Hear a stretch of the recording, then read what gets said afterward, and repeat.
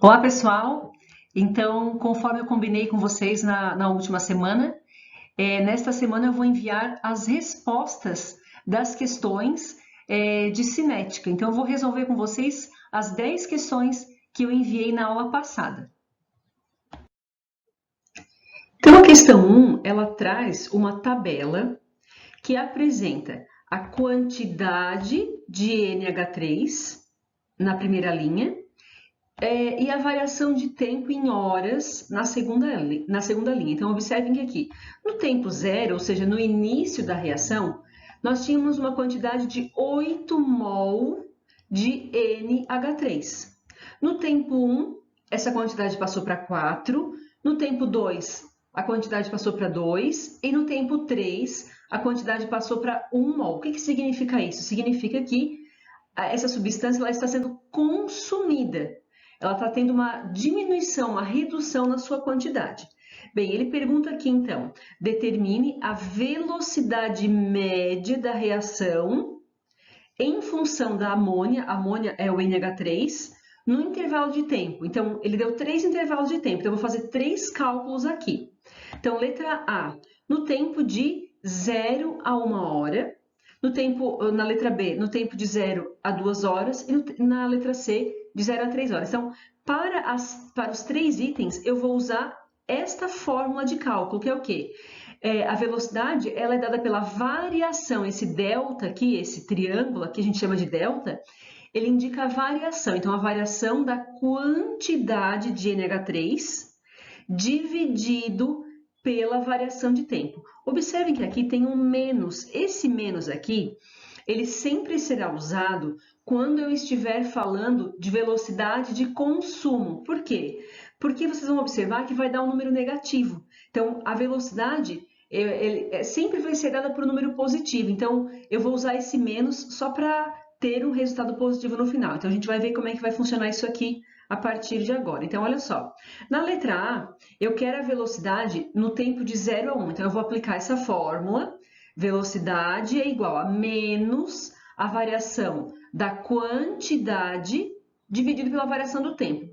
Eu vou lá na minha tabelinha e vou verificar. No tempo de 0 a 1, então seria esse primeiro tempo aqui, né? Observem aqui na tabelinha, de 0 a 1. Então, embaixo é 1 menos 0, que é tempo final menos tempo inicial. E em cima, eu vou usar quantidade final 4 menos quantidade inicial 8. Então, vai ficar 4 menos 8 dividido por 1 menos 0. Eu vou resolver isso aqui e vocês vão perceber que vai dar em cima menos 4 e embaixo 1. Bom, vai ficar menos 4 dividido por 1 vai dar menos 4. Observem que eu tenho um menos aqui na frente. Esse menos é só para não ter uma velocidade negativa. Se não tivesse esse menos, daria a velocidade menos 4 mol por hora. Não é possível, a gente não pode apresentar uma velocidade negativa. Então, por isso que a fórmula traz esse menos.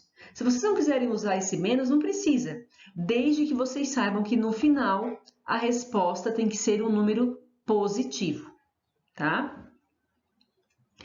Na letra B, pede a velocidade de 0 a 2 horas. Eu vou fazer o mesmo raciocínio, vou usar outra cor agora aqui para ficar melhor. Eu quero, então, de 0 até o 2. Então, eu vou usar embaixo o tempo, né? 2 menos 0. Embaixo, que é a variação de tempo.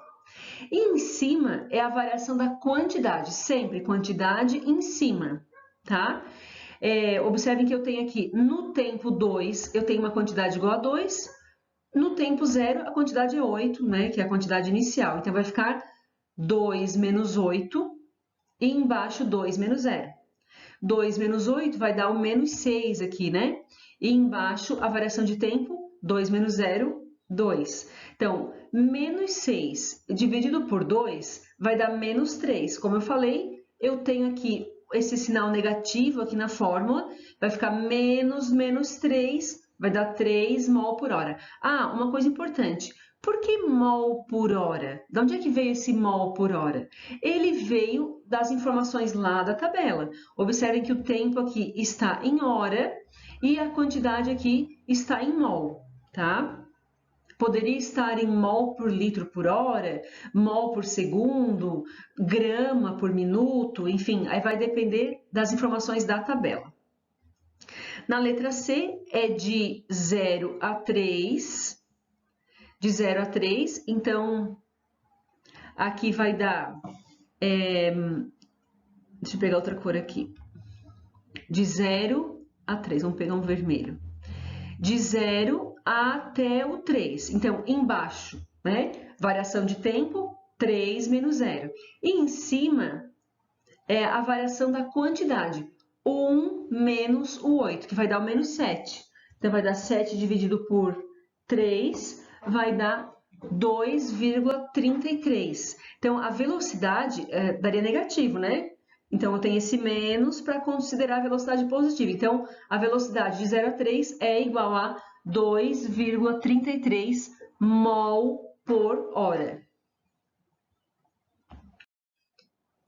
Número 2 é o mesmo tipo de questão da número 1, então ela traz uma tabela, olha só, com a concentração de NH3 em mol por litro, esse L na menos 1 é como se eu escrevesse mol barra L, mol por litro, quantidade de substância em mol por litro de solução. Embaixo, o tempo em hora, mesma coisa da questão anterior.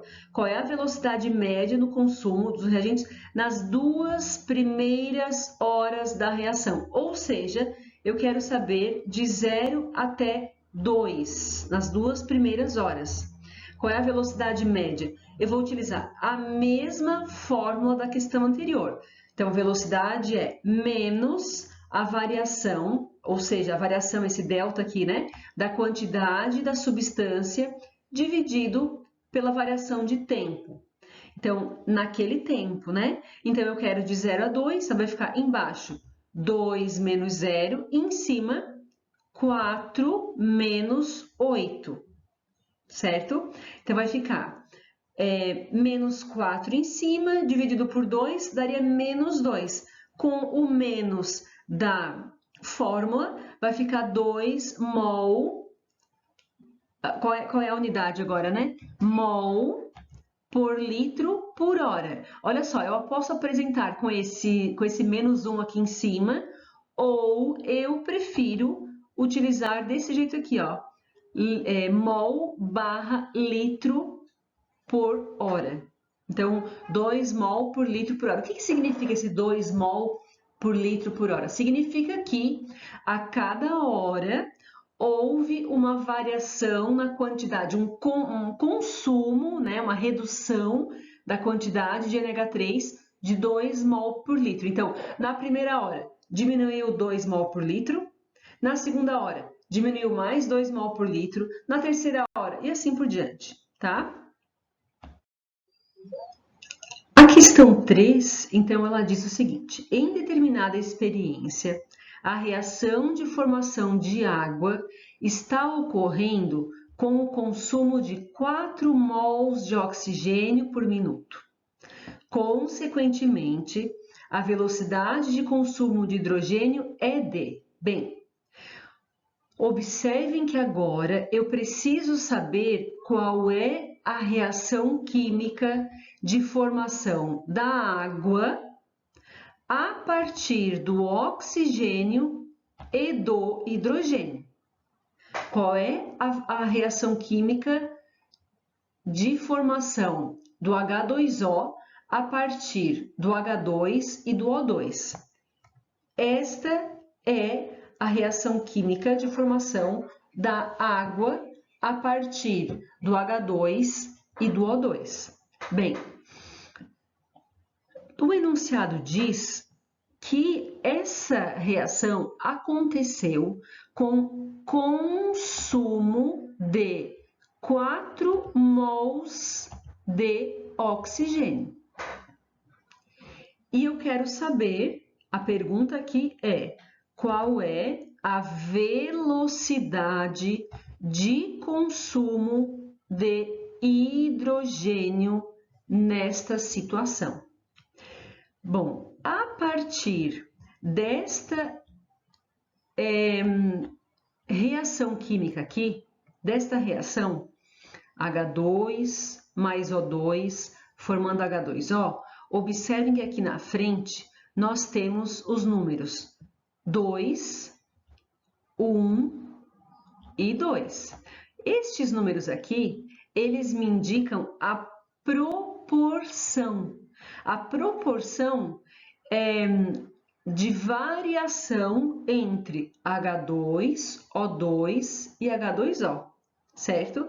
Então, para cada 2 hidrogênios, para cada 2 moléculas de hidrogênios que entram nesta reação química, é necessário uma molécula de O2 e são formadas 2 moléculas de H2O, certo? Bem, o enunciado me disse que estão sendo consumidos 4 mols de oxigênio. E a pergunta é, qual é o consumo de hidrogênio? Então, eu vou lá na minha reação química, debaixo da minha equação da reação química, e eu vou colocar, então, os números que foram fornecidos. Observem que eu coloquei o 4 debaixo do 1. Por que 4 debaixo do 1? Porque é a informação que foi dada para o oxigênio, certo? E eu chamei, observe que apareceu um X aqui. De onde é que veio esse X? Esse X, na verdade, é a velocidade que eu estou procurando, né? É a velocidade do hidrogênio. Então, eu coloquei o X, que eu não sei quanto é que é, mas é o que eu estou procurando, debaixo do 2. Então, agora observem que eu posso montar uma regra de 3. Porque eu tenho 4 informações, 3 conhecidas e uma variável, uma que eu estou procurando. Então, a proporção agora que eu tenho aqui é 2 formando 1, aliás, 2 reagindo, porque são 2 reagentes, né? 2 reagindo com 1, x reagindo com 4. Como é que se resolve uma regra de 3? Como é uma proporção, eu vou fazer o quê? A multiplicação dos meios pelos extremos, certo? Então, eu tenho, aplicando essa proporção da minha regrinha de 3, eu tenho 2 vezes 4, ou 4 vezes 2, igual a 1 vezes x, ou a x vezes 1, certo? Bom, 4 vezes 2 é 8, 1 vezes x é x. Observem que aqui eu já encontrei direto o valor do x. Bem, o que é esse x, na verdade? Eu chamei de x para a velocidade de consumo do hidrogênio. Então, qual é a velocidade de consumo do hidrogênio nesta situação específica? 8 mols por minuto. De onde veio esse mols por minuto? Veio lá do início, né? Eu dizia aqui, ó, que a velocidade de consumo do oxigênio era de 4, lá no início. Deixa eu marcar com vermelho aqui para vocês verem. Era mols por minuto. Então, por isso que eu coloquei esse mols por minuto aqui na resposta também, certo? Questão 4. Numa reação completa de combustão, foi consumido em 5 minutos 0,25 mol de metano, que foi transformado em CO2 e H2O.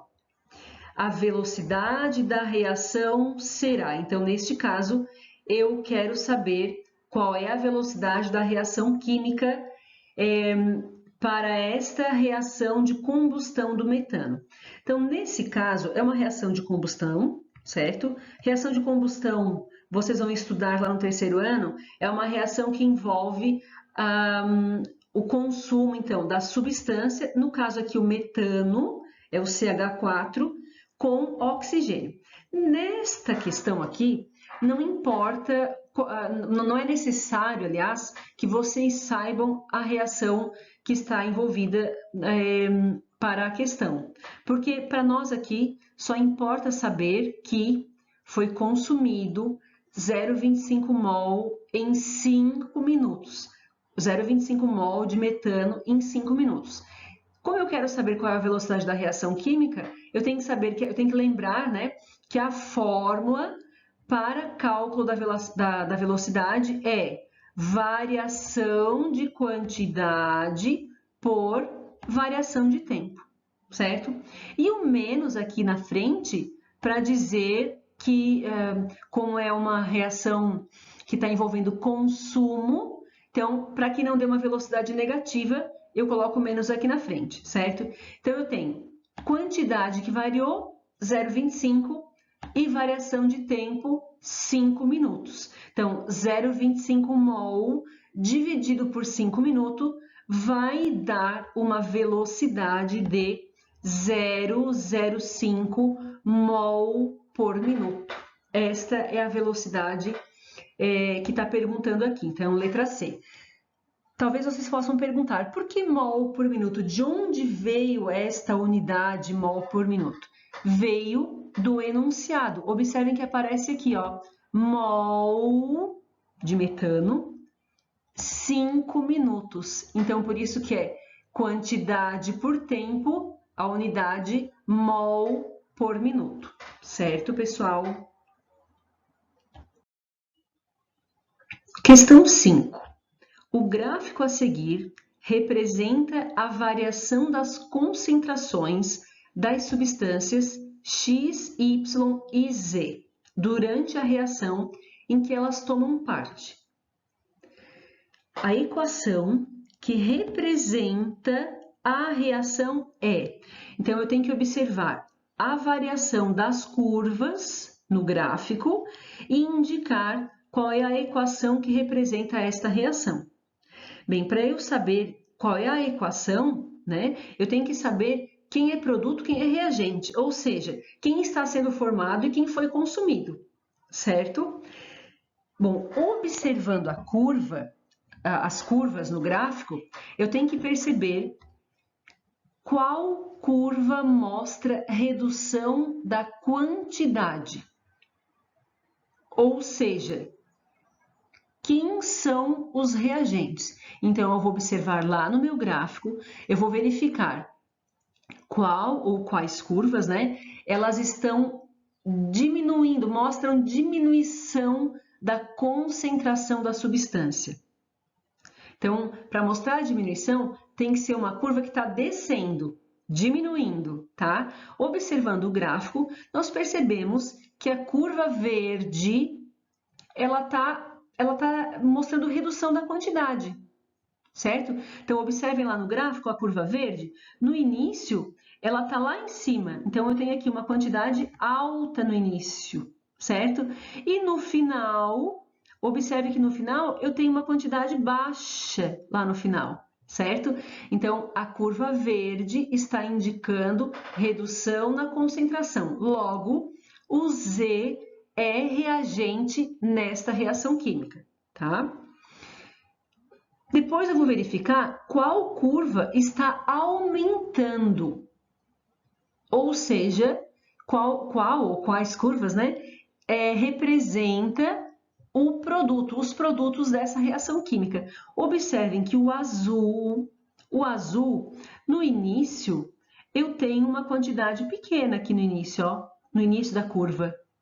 E no final, eu tenho uma quantidade grande lá no final da curva, né? E o vermelho também, gente. Observem que no início, o vermelho tem uma quantidade pequena e no final uma quantidade maior. Ou seja, as curvas azul e vermelha, que são as substâncias X e Y, elas estão aumentando, estão mostrando o aumento na concentração. Logo, X e Y são produtos nesta reação química. Então, lembrando que eu tenho reagente no início produto no final, né?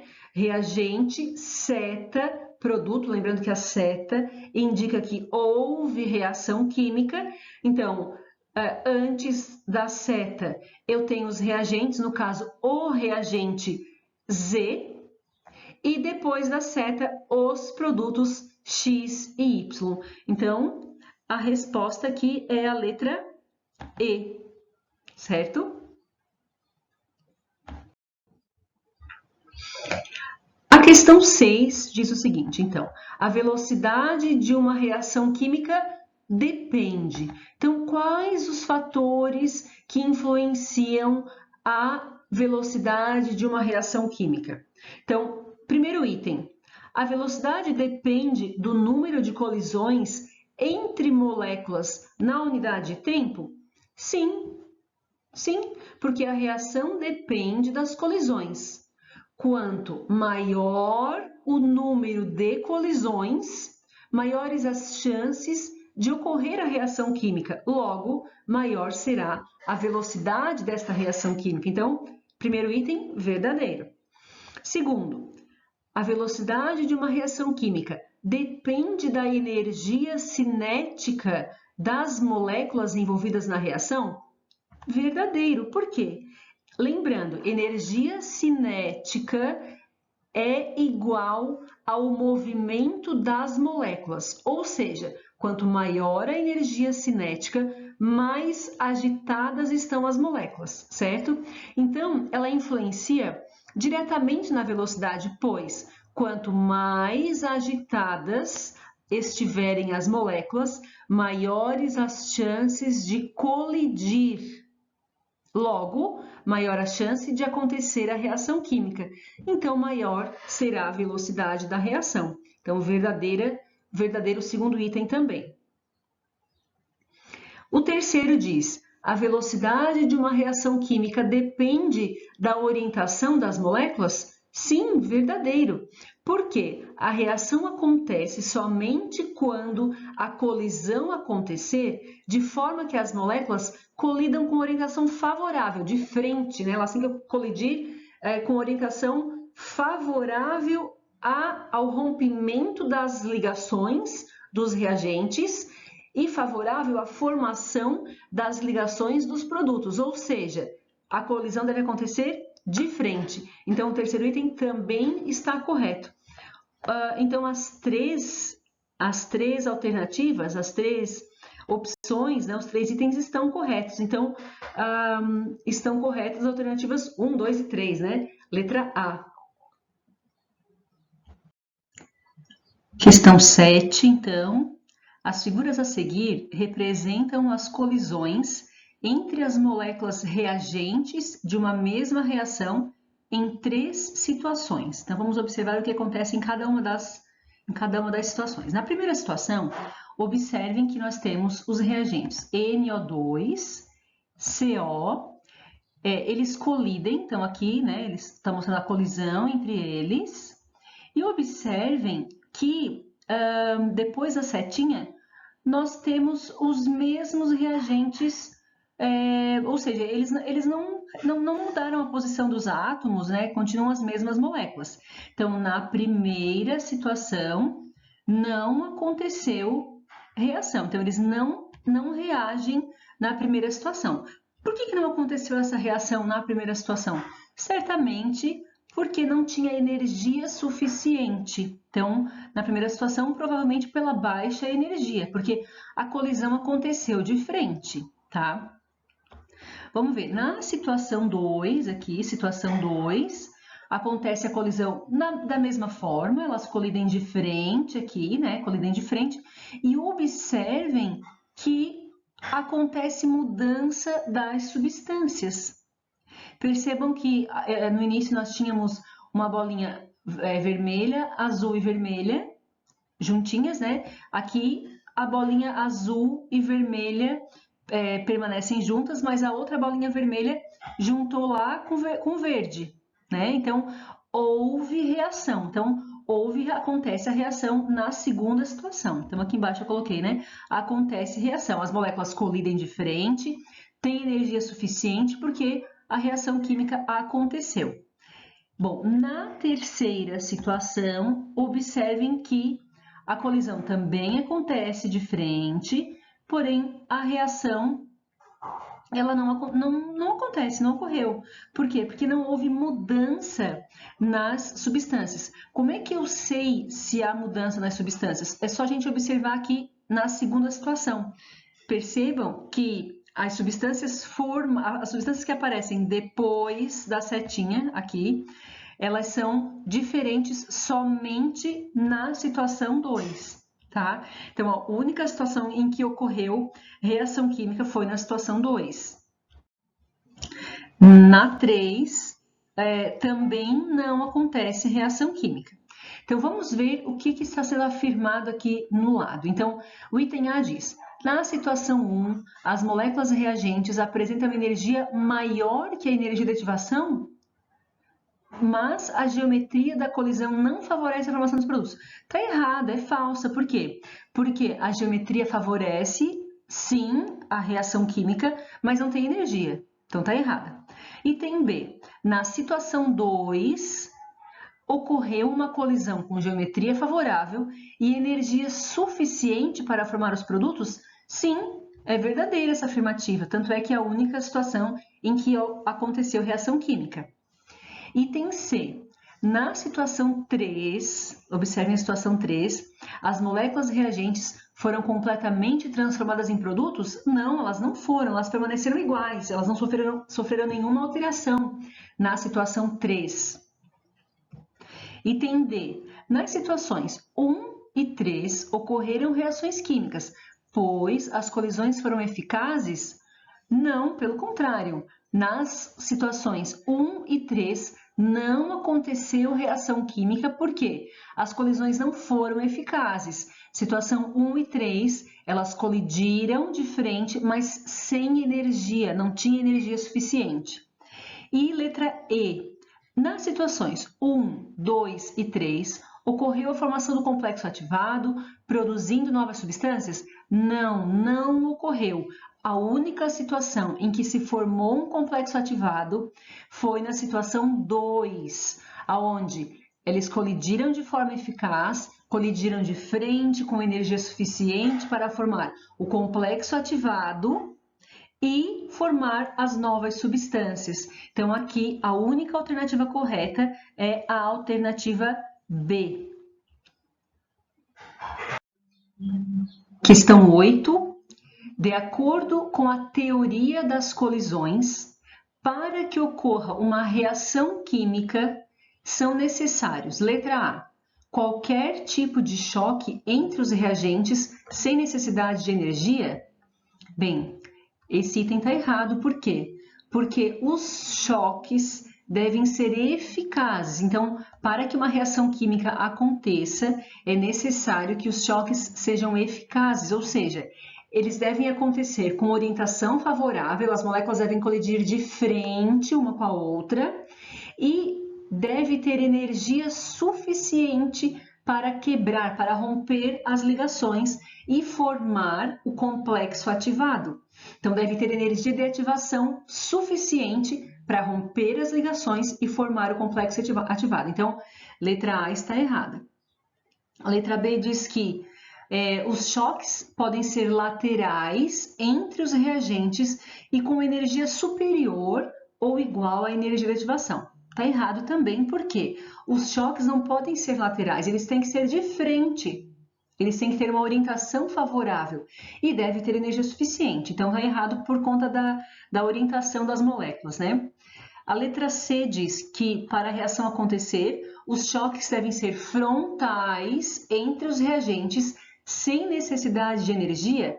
Está errado, os choques devem ser de frente, né? Então, choque eficaz é choque de frente com energia suficiente. Então, letra C também está errada. A letra D, os choques devem ser frontais entre os reagentes e com energia igual ou superior à energia de ativação? Verdadeiro, letra D. E a letra E, os choques podem ser laterais entre os reagentes sem necessidade de energia, está completamente errado, né? Choques devem ser de frente e com energia de ativação suficiente para romper as ligações. Então, aqui a correta é a letra D, porque fala que os choques são frontais e com energia de ativação suficiente. Questão 9. Amostras de magnésio foram colocadas em soluções aquosas de ácido clorídrico de diversas concentrações e temperaturas, havendo total consumo do metal e desprendimento do hidrogênio gasoso. Então, essa informação inicial está dizendo que aconteceu uma reação química entre o magnésio e o ácido clorídrico, certo? Bom, observaram-se os seguintes resultados. Então, na verdade, o que está dizendo ali é só que aconteceu a reação química. Então, na tabelinha, apresentam-se 4 situações, né, onde foi variada a massa de magnésio consumida. Então, o magnésio é o reagente que está reagindo, certo? Então, tem a primeira situação, que foi colocada uma massa de 0,2 gramas e teve um tempo de reação de 1 minuto. Bom, pela análise dos dados contidos na tabela acima, é correto afirmar que... Então, a questão é a velocidade da reação em cada uma das situações. A gente vai ter que calcular a velocidade para a situação 1, para a situação 2, 3 e 4 e fazer uma comparação entre as velocidades, porque é isso que os itens ali do ladinho estão fazendo. Então, como é que eu vou calcular a velocidade das reações? Eu vou aplicar a fórmula. Velocidade é igual a variação da quantidade da substância dividido pela variação de tempo. Bom, nos outros exemplos, nós tínhamos a substância era dada em concentração, então era mol. Aqui nós temos em grama, não tem problema, o cálculo é o mesmo. Eu vou utilizar em cima a variação da quantidade da substância e embaixo a variação de tempo. Então, por exemplo, aqui na primeira situação, nós temos 0,2 gramas sendo consumidos ao longo de um intervalo de tempo de 1 minuto. Então, como é que eu vou calcular a velocidade da primeira situação? 0,2, que é a massa, dividido pelo tempo 1 minuto. Então, qual foi a velocidade no tempo 1? 0,2 gramas por minuto. Na segunda situação, a mesma coisa. Eu tenho 2 gramas em 5 minutos. Então, eu vou dividir 2 por 5, deu 0,4 grama por minuto. Situação 3, eu tenho 4 gramas e que foi consumido no intervalo de 15 minutos. Então, 4 dividido por 15 deu o 0,26666, que eu aproximei, eu arredondei para 0,27 gramas por minuto. E por último aqui, a situação 4, temos 4 gramas no intervalo de 20 minutos. Então, olha só, na situação 4, a velocidade deu 4 dividido por 20, 0,2 gramas por minuto. Bom, o grama por minuto, só para lembrar, ele vem das unidades que aparecem ali em cima, né, gente? Olha, aqui eu tenho grama, massa em grama e tempo em minuto. Então, eu vou dividir grama por minuto, vai dar a velocidade em grama por minuto, tá? Agora eu vou fazer os comparativos aqui, vou lendo as afirmativas e vamos comparando. Então, pela análise, é correto afirmar que, letra A, a velocidade média da reação na amostra 1 é maior que na amostra 2? Vou voltar ali nos dados anteriores. A amostra 1 deu 0,2, a amostra 2 deu 0,4, então tá errado. A primeira afirmativa, né? Item B. A quantidade de hidrogênio desprendida na amostra 2 é maior do que na amostra 4. Aí, para eu verificar a quantidade, eu tenho que olhar a massa que reagiu, né? Quanto maior a massa de magnésio que reagir, maior será a massa de hidrogênio formada lá no final. Então, eu vou comparar agora aqui, eu vou na tabela, para o item B, eu tenho que ir na tabela e fazer um comparativo. Eu vou verificar. A amostra 2 reagiu uma massa de 2 gramas. Na amostra 4, reagiu uma massa de 4 gramas. Então, o item B, ele está errado, né? Eu estou comparando quantidades. O item B está errado porque na amostra 4 reagiu mais do que na amostra 2, né? Vamos ver o item C. A velocidade média na amostra 3 é igual à da amostra 4? A amostra 3 foi 0,27, na amostra 4, 0,2. Então, está errado também. Item D. A velocidade média da reação na amostra 4 é a metade da velocidade da reação na amostra 2. A amostra 4 foi 0,2, a amostra 4 foi... Desculpa. A amostra 4 foi 0,2, a amostra 2, a velocidade foi 0,4. Então, é verdadeiro, né? A velocidade 2 é o dobro da velocidade 4. Ou a velocidade 4 é a metade da velocidade 2. Então, o item D está correto. Vamos só ver o item E, o que ele diz? A quantidade, então, mais uma vez, quantidade de hidrogênio desprendido na amostra 3 é menor do que na amostra 4. Olha só, quantidade, eu vou lá na tabela lá em cima de novo. Não falou quantidade, eu vou lá em cima. A quantidade da 3 reagiu 4 gramas. E na amostra 4 também reagiu 4 gramas. Então, as duas quantidades são iguais. Elas estão reagindo com velocidade menor, diferente, enfim, não importa. Aqui o item E está falando em quantidade, então não em velocidade, tá? Então, aqui está errado porque as duas quantidades que reagiram, elas são iguais, certo? Quantidade. Tá? Então, tem que observar quando fala quantidade, eu tenho que olhar na tabela. Quando falar velocidade, eu tenho que calcular, ok? E por fim, a questão 10, então ela diz, dada a equação abaixo, x formando y mais z, foi dada uma tabelinha que apresenta a variação da concentração do x no tempo em segundo. E eu quero saber qual a velocidade média no intervalo de 2 a 5 minutos. Observem que a minha tabelinha ali de cima, ela está em segundos. Então, ou eu transformo a tabelinha para minuto, ou eu verifico o tempo em segundo. Então, eu vou fazer das duas formas, tá? Eu posso verificar que 2 minutos são 120 segundos e 5 minutos são 300 segundos. Então, na verdade, o meu intervalo que eu vou considerar é esse aqui, né?